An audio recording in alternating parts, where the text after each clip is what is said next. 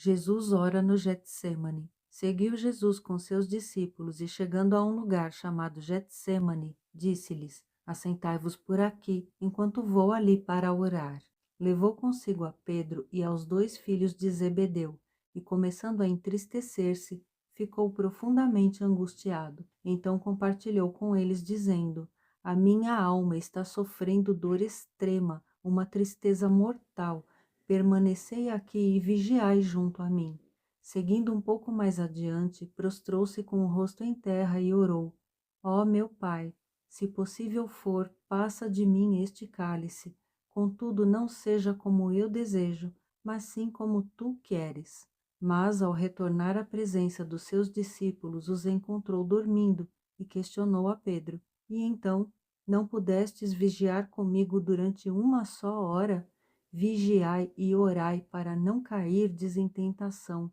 O espírito com certeza está preparado, mas a carne é fraca. E, afastando-se uma vez mais, orou, dizendo: Ó meu Pai, se este cálice não puder passar de mim sem que eu o beba, seja feita a tua vontade. Quando voltou, entretanto, surpreendeu novamente seus discípulos dormindo, pois não suportaram os olhos pesados de sono. Então retirou-se novamente e foi orar pela terceira vez, proferindo as mesmas palavras. Passado algum tempo, voltou aos discípulos e indagou: Ainda dormis e descansais? Eis que a hora é chegada. Agora o Filho do Homem está sendo entregue nas mãos de pecadores. Levantai-vos e sigamos, eis que meu traidor está se aproximando.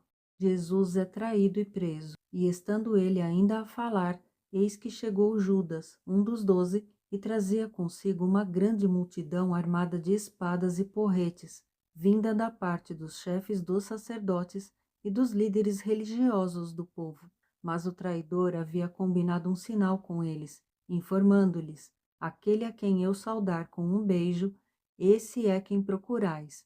Prendei-o. Então, aproximando-se rapidamente de Jesus, disse-lhe Judas: Eu te saúdo, ó mestre, e lhe deu um beijo. Jesus, contudo, lhe perguntou: Amigo, para que vieste? No mesmo instante, os homens avançaram sobre Jesus e o prenderam. Eis que um dos que estavam com Jesus, estendendo a mão, puxou a espada e, ferindo o servo do sumo sacerdote, decepou-lhe uma das orelhas. Mas Jesus lhe ordenou: Embainha a tua espada, pois todos os que lançam mão da espada pela espada morrerão.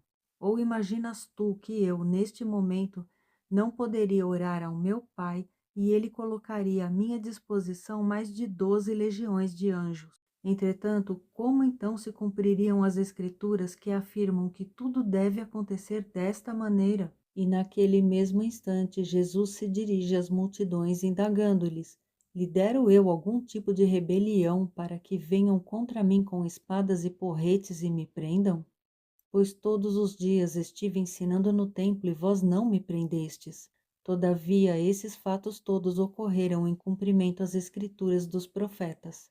E assim todos os discípulos abandonaram a Jesus e fugiram. Jesus diante do tribunal. Então os que prenderam Jesus o conduziram à presença de Caifás, o sumo sacerdote, em cuja residência estavam reunidos os mestres da lei e os anciãos. Contudo, Pedro seguiu a Jesus de longe até o pátio do sumo sacerdote, entrou e sentou-se junto aos guardas para sondar qual seria o fim daquela ocorrência.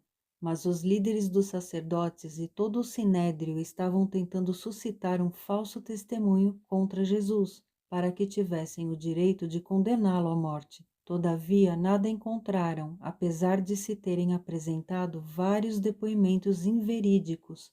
Ao final, entretanto, compareceram 2 testemunhas que alegaram: Este homem afirmou: Tenho poder para destruir o santuário de Deus e reconstruí-lo em 3 dias. Então o sumo sacerdote levantou-se e interrogou a Jesus: Não tens o que responder a estes que depõem contra ti? Mas Jesus manteve-se em silêncio, diante do que o sumo sacerdote lhe intimou: Eu te coloco sob juramento diante do Deus vivo e exijo que nos digas se tu és o Cristo, o Filho de Deus.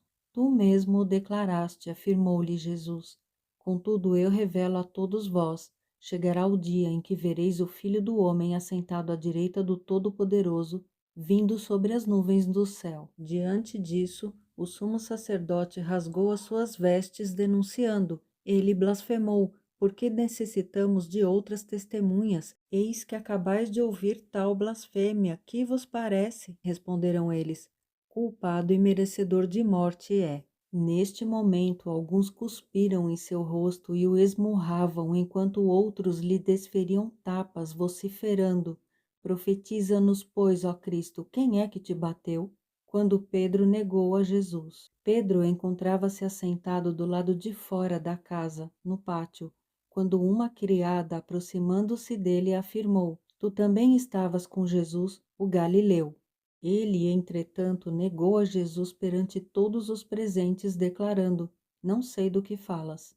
E saindo em direção à entrada do pátio, foi ele reconhecido por outra criada, a qual o denunciou a todos que ali se achavam, exclamando: este homem estava com Jesus, o Nazareno. Mas Pedro, sob juramento, o negou uma vez mais, afirmando: não conheço tal indivíduo.